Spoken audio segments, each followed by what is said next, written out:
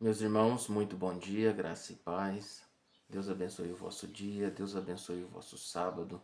Seja um sábado abençoado, guardado e protegido no Senhor. Bendizemos o nome do Senhor por Ele ter nos dado mais um dia para podermos viver.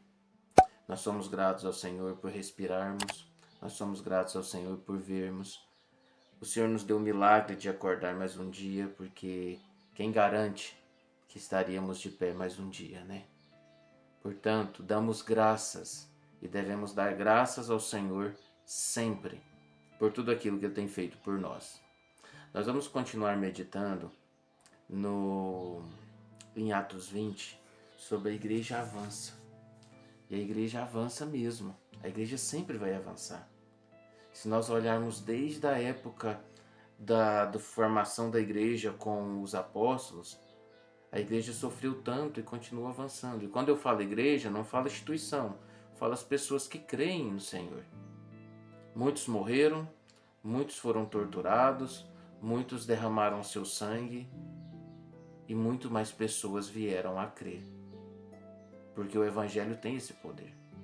Portanto, meus irmãos, nós vamos meditar num texto mais longo hoje, porque eu não quero deixar nenhum versículo para trás e quero fazer algumas observações sobre o pensamento de Paulo a respeito da igreja avançar. Tá bom? Vamos ler do capítulo 20, a partir do verso 13, leremos até o verso 21. Fazemos a leitura. Quanto a nós, fomos até o navio e embarcamos para Assos, onde iríamos receber Paulo a bordo. Assim ele tinha determinado, tendo preferido ir a pé. Quando nos encontrou em Assos, nós o recebemos a bordo e prosseguimos até Mitilene. No dia seguinte navegamos dali e chegamos defronte de Quio. No outro dia atravessamos para Samos e um dia depois chegamos a Mileto. Paulo tinha decidido não aportar em Éfeso para não se demorar na província da Ásia, pois estava com pressa de chegar a Jerusalém, se possível, antes do dia de Pentecostes. De Mileto, Paulo mandou chamar os presbíteros da igreja de Éfeso. Quando chegaram, ele lhes disse: Vocês sabem como vivi todo o tempo em que estive com vocês, desde o primeiro dia em que cheguei à província da Ásia.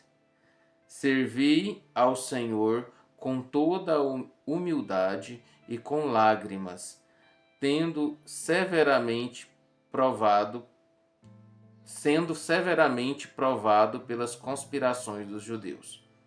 Vocês sabem que não deixei de pregar-lhes nada que fosse proveitoso, mas ensinei-lhes tudo publicamente e de casa em casa.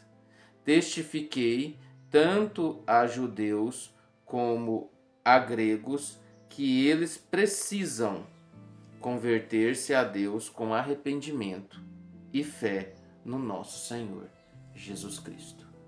Amém. Aleluia. Meus irmãos, após Paulo ressuscitar aquele jovem que caiu da janela, Eutico, eles vão continuar a viagem. E qual era a viagem deles? Ir para Jerusalém, porque eles tinham uma oferta para levar para Jerusalém para as pessoas que estavam passando necessidade em Jerusalém. Quando eles saem de Troade, a maioria dos seus discípulos, inclusive Lucas, que está narrando o texto, vão de barco. E Paulo decide ir a pé pela costa. Provavelmente tinha uma estrada ali. Provavelmente ele queria ir para ter mais tempo com as pessoas com qual ele estava discipulando. E ele vai a pé até um determinado lugar chamado Assos. Chega lá, é uma espécie de porto. Ele entra no barco e eles vão navegando por essas cidades que é dita aqui. Mitilene, depois de Mitilene eles foram para Quio, depois de Quio eles foram para Samos, depois Mileto. E em Mileto, que ficava muito próximo de Éfeso, que foi o local, a cidade onde Paulo ficou mais tempo. Éfeso é mais ou menos onde é Istambul hoje, na Turquia. Ele manda chamar os discípulos, os presbíteros, os pastores daquela igreja e das igrejas circunvizinhas para irem lá. para Paulo conversar com eles, porque Paulo pretendia chegar em Jerusalém antes do Pentecoste, porque ele queria chegar antes da Páscoa, não conseguiu, por causa daquela perseguição que ele teve lá na Macedônia, dos judeus. Aí ele passa a Páscoa com os irmãos em Troade. E aí ele agora quer chegar antes do Pentecostes em Jerusalém. E aqui, meus irmãos, Paulo faz um discurso. Ele está ali na beira da praia, num lugar ali, pode ser portuário ou mesmo de praia mesmo, e ele faz um discurso para todos aqueles irmãos da igreja de Éfeso e da circunvizinhança. E aqui ele vai falar que vocês sabem como eu estive o tempo todo com vocês. Eu vivi ao lado de vocês dando um bom testemunho. Eu andei com humildade ao lado de vocês, servi o evangelho com humildade e servi também com lágrimas, sendo provado por todas as conspirações que os judeus fizeram contra mim.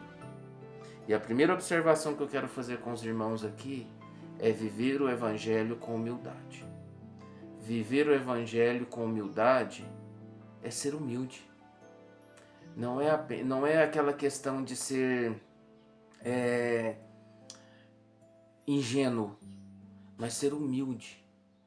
E ser humilde é saber falar, saber receber uma fala, saber o momento que você deve agir com imperativo, saber o momento que você deve ouvir porque você precisa ouvir. Ter humildade não é ser bobo, mas ter humildade é respeitar o próximo e principalmente respeitar a Deus. Quando você é humilde em entender que você precisa aprender da palavra de Deus para você crescer espiritualmente e chegar mais próximo do Senhor, você está tendo humildade. Paulo, ele poderia impor muitas coisas como um apóstolo, mas ele vivia como um servo, porque ele era humilde. Todo líder serve. Todo cristão serve. Nenhum cristão vive apenas para ser servido. Isso é um princípio de humildade. Segundo, ele nos diz que não foi apenas com humildade, mas também foi com lágrimas. Lágrimas aqui, irmãos, é porque ele sofreu muito. Ele sofreu açoites, ele passou frio, ele passou fome, ele foi apedrejado, ele foi espancado, ele foi preso várias vezes, injustamente. E ele sofreu pela idolatria do povo. Ele sofreu pelo pecado daquelas pessoas que ele ensinou. O cristão sofre com o sofrimento do próximo. O cristão sofre quando o evangelho é rejeitado. No meu caso, como pastor, eu sofro quando eu vejo um irmão caminhando por um caminho e um irmão ainda que eu ensinei a palavra para ele. Isso é sentir o próximo, amar o próximo, é sofrer com ele, é chorar pelo evangelho, é chorar por pessoas que você gostaria que elas tivessem um posicionamento diferente. Você já jejuou por alguém? Alguma vez você já fez um jejum que, em vez de você interceder por você, você intercedeu por um próximo? Isso é lágrimas. É você assumir um sofrimento para você, de abster de comida em prol de ajudar alguém. Em prol de falar assim, ó, Senhor, eu quero ver melhoras na vida daquele irmão. Seja espiritual, seja emocional, seja comportamental, física, saúde e assim por diante. Paulo nos mostra isso aqui. Ele nos diz mais, que ele não pregou nada que não fosse proveitoso. O que é pregar? O que é proveitoso? É pregar a Bíblia. O que é comunicar? O que é proveitoso? Comunicar coisas saudáveis que saem da boca de Deus, que é a palavra de Deus. Então nós devemos viver uma vida proveitosa. Os nossos lábios devem ser lábios proveitosos. Os nossos ouvidos devem ser proveitosos. Então, em tudo, nós devemos de alguma forma, administrar o que está saindo de nós, o que está saindo da nossa boca, o que está entrando pelo ouvido, o que nós estamos vendo, tem que ser tudo bem administrado. Porque nós podemos nos corromper pelo que nós falamos. Nós podemos nos corromper pelo que nós ouvimos. Nós podemos nos corromper pelo que nós vemos, pelo que nós tocamos. Nós podemos nos corromper. E Paulo diz, olha, o que eu fiz aqui foi proveitoso. Porque a palavra de Deus, meus irmãos, é proveitosa. A palavra de Deus, a Bíblia diz que ela não volta em vão. Ela faz morada. Ou ela salva, ou ela condena. Então, viva a palavra de Deus porque ela é proveitosa. E Paulo está ensinando isso para os discípulos. E ele diz mais um pouco. Eu não fiz acepção de pessoas.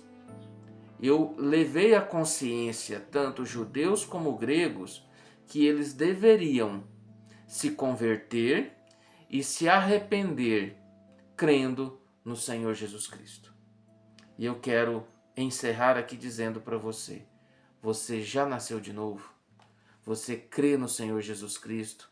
Você se arrependeu da vida pregressa que você vivia?